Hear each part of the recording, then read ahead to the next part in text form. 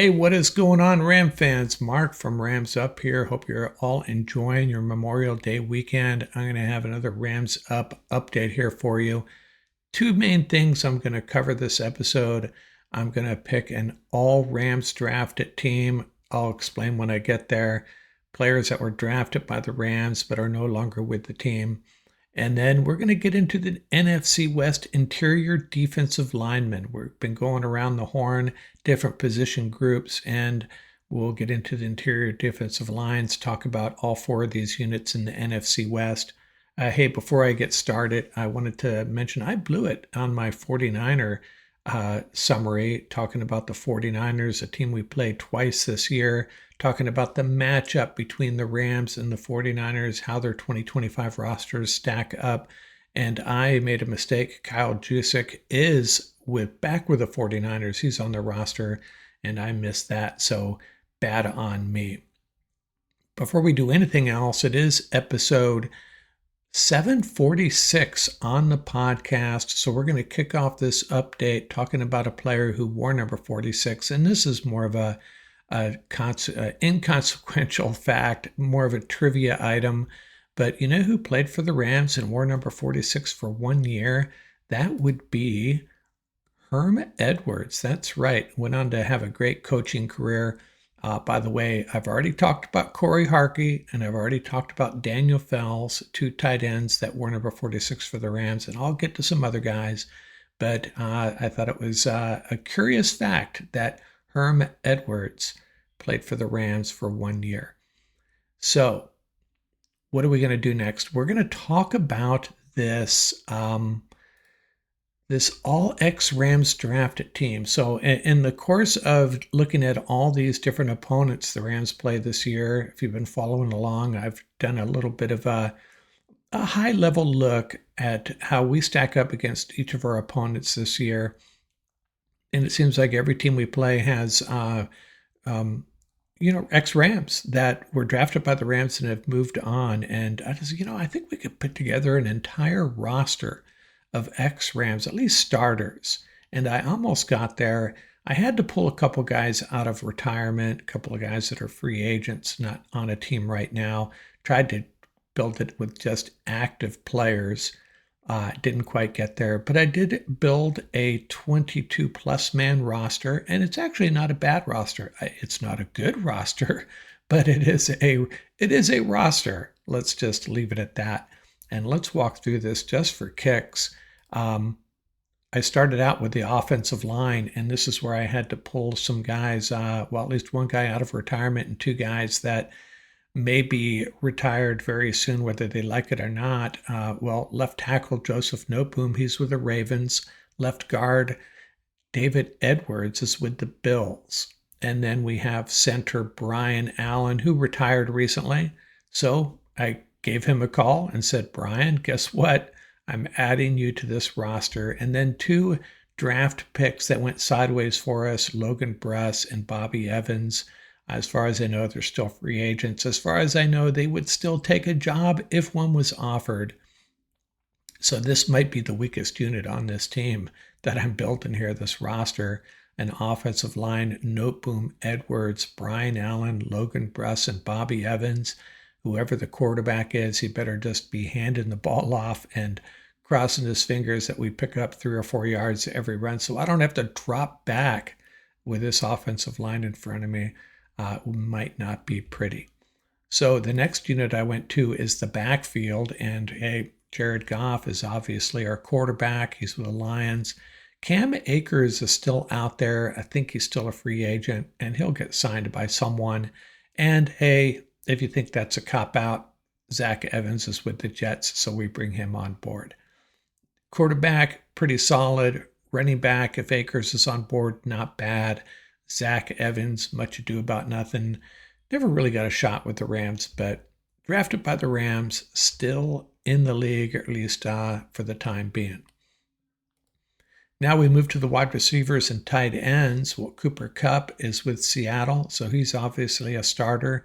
And then I brought back Van Jefferson. He's with the Titans. And Ben Skowronek, he is with the Steelers. And Josh Reynolds is still out there. We could have brought him back. And then Gerald Everett is our tight end. He was recently cut by the Bears, so technically a free agent, not on a roster as far as I know at the moment. But we can always bring back Johnny Munt, who was not drafted by the Rams, but his original stint, I think I'm getting this right, was an undrafted free agent with the Rams. But hey, we'll just go with Gerald Everett. How about that?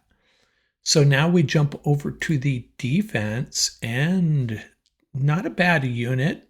Sebastian Joseph Day, a defensive tackle. He's with Tennessee.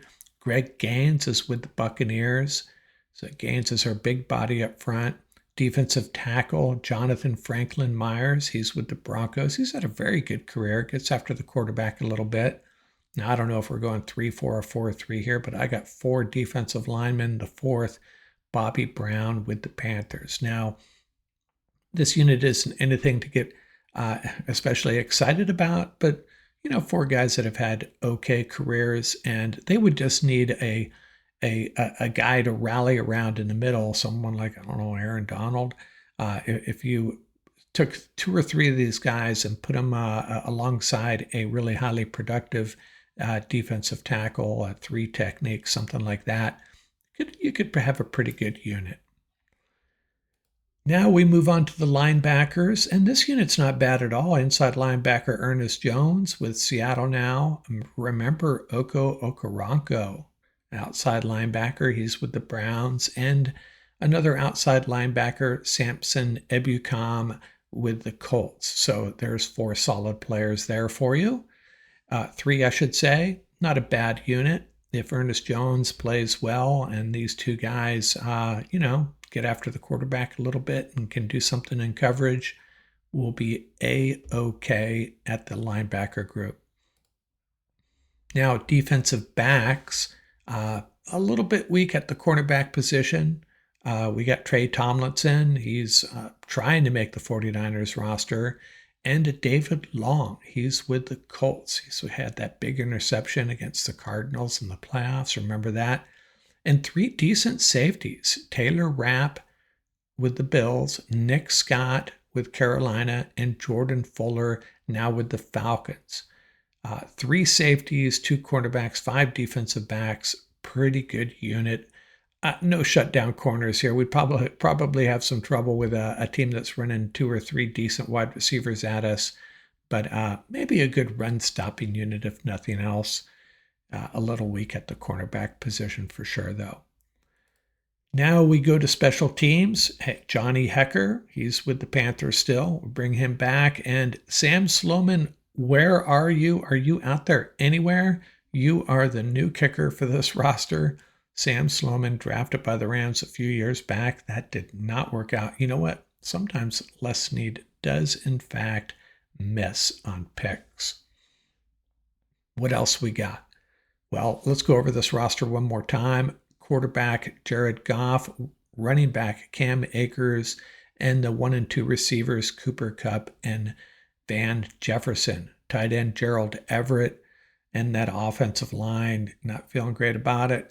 Joseph Noteboom, David Edwards, Brian Allen, Logan Bruss, and Bobby Evans. Yeah, actually pretty weak unit up front there. And I think you get it. I'm not happy with this offensive line. That's the best I could come up with.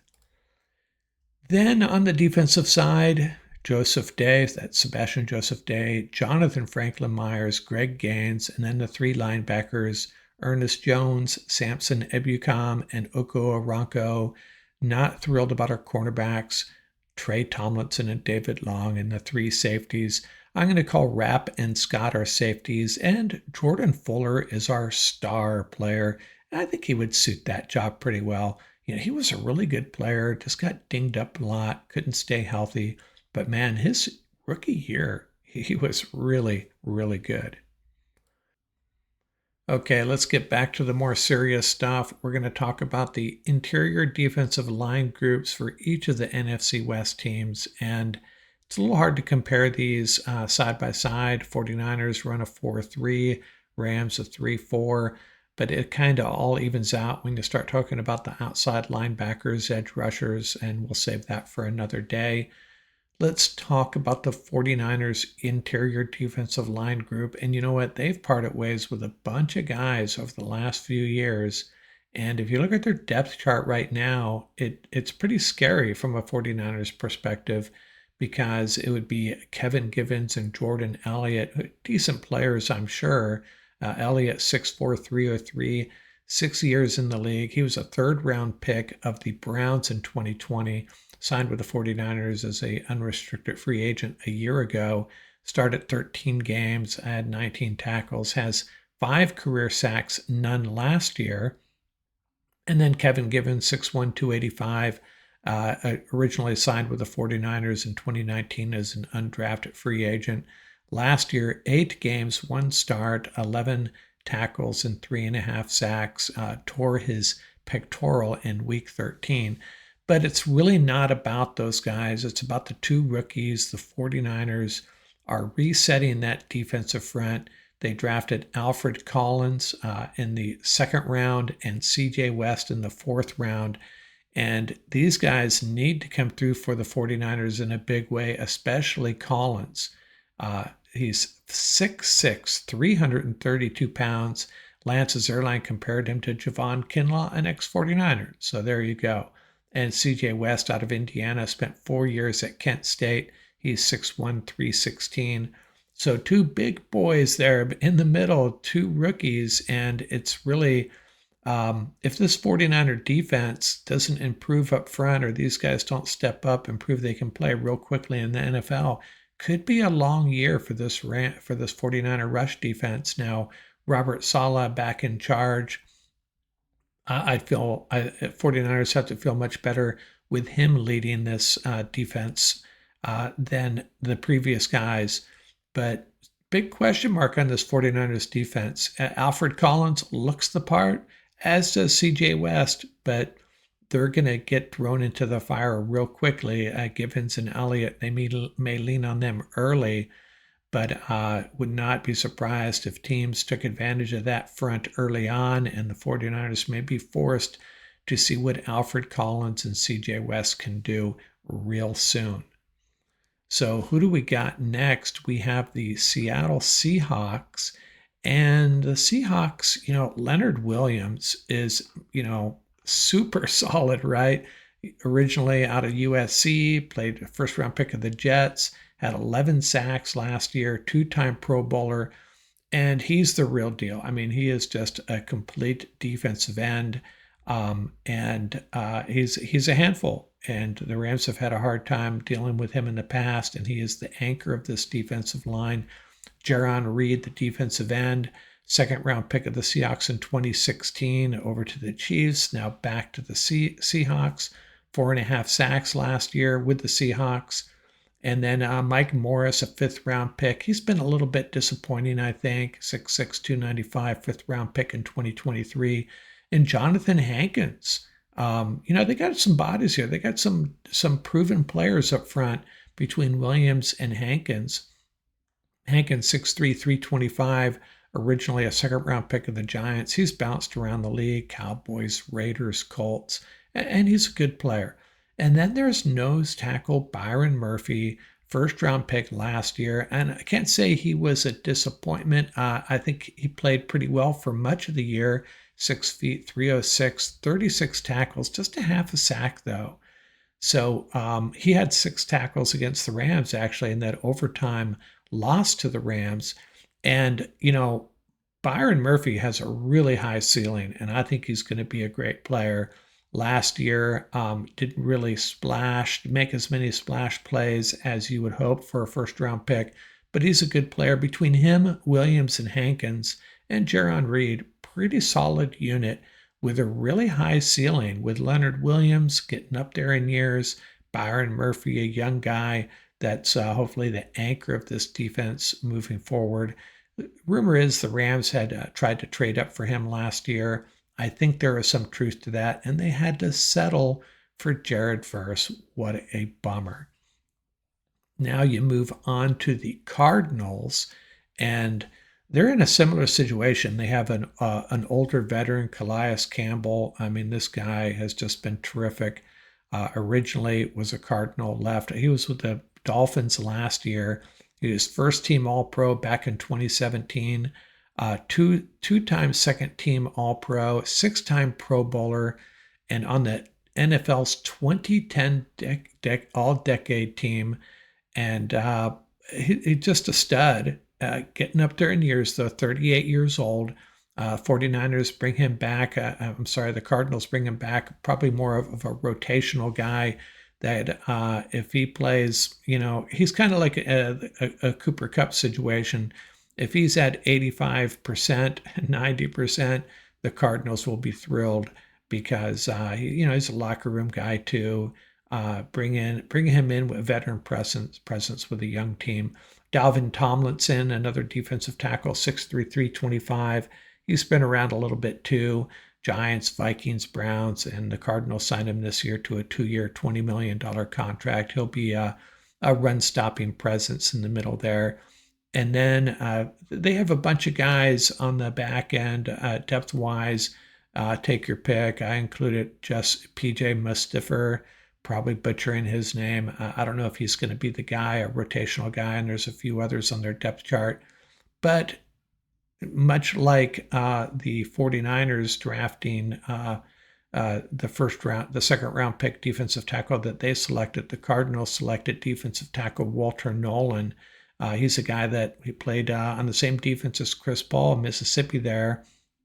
So he played in front of our new rookie inside linebacker, 16th overall pick, 6'4", 296, first team All-American, first team All-SEC, super twitchy, super productive, and the Cardinals are leaning on him to step it up because, Campbell, I don't know how much longer he can be the leader of this defense, if at all.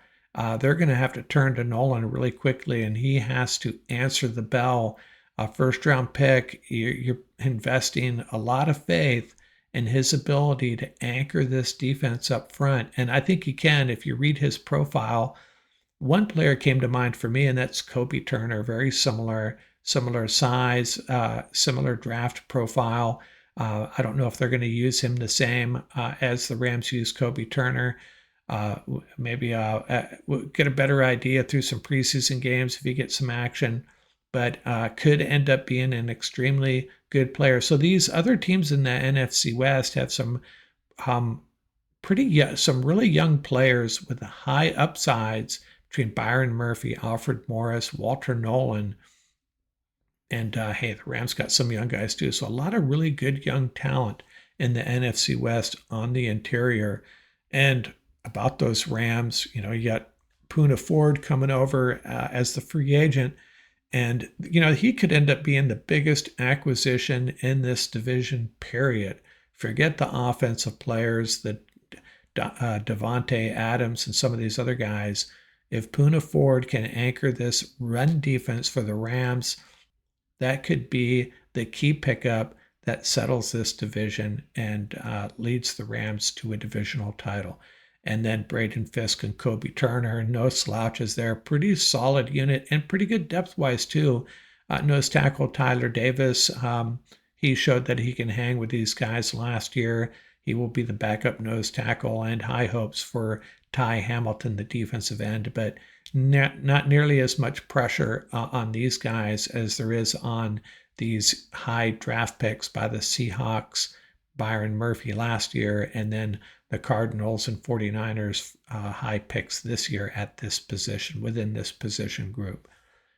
So I know that's a lot to take in, but in summary, interior defensive line takeaways in the NFC West with the 49ers, it's rookies or else. If these guys don't play well and play well early, teams may be able to run down the 49ers' throat. I mean, they do have Fred Warner playing behind them, not a small thing, not a small factor, but these guys up front have to eat up blocks for Fred Warner to do his work. No Dre Greenlaw there. Looks like D. Winters is the leading candidate to take over there for Greenlaw. So we'll see what happens in 49 and up there in Santa Clara. If these rookies don't play well fast, could be a long season for the 49ers. And in Seattle, it's really about Byron Murphy. It's Byron Murphy time up there. He needs to start playing, at that level that you'd expect for a high first round pick like he was. And he's getting there, and I think he will. He could end up being a great player. Don't give up on him yet. Not that anyone has. I don't think Aaron Donald was, sending notice across the league that he was going to be the greatest defensive lineman in the history of the league. His rookie year took him a little time. It took him some time to get rolling, and that could happen for Byron Murphy. And Arizona, kind of same thing. Walter Nolan, Calais Campbell, 38 years old. They're looking for Walter Nolan to be the next great interior defensive lineman for this team. And it just remains to be seen. Who knows if he is going to be going to live up to that draft position? And they have to hope he is. And the Rams, of all these units, the most solid and proven group, Kobe Turner, Braden Fisk, Poona Ford, and a couple of decent backups. So, without the Poona Ford addition, I would have been really concerned about this unit, but I'm feeling really good about it right now. Right now, Rams defensive front, three-man unit is hands down the best in this division. That could change. Byron Murphy could change that. Walter Nolan could change that, and the 49er rookies could change that as well. But right now, got to feel really good about the interior defensive line here in Los Angeles. So that's my assessment of interior defensive line position groups in the NFC West. I'd put the Rams at the top, and all three of these other units, I'd probably put Seattle second, with Leonard Williams there and Byron Murphy proving that he's at least a pretty good defensive lineman. And then 49ers and Arizona, I'd probably put them on a par with each other. Don't know yet. Could end up being really, really good, though. Out here from Rams Up.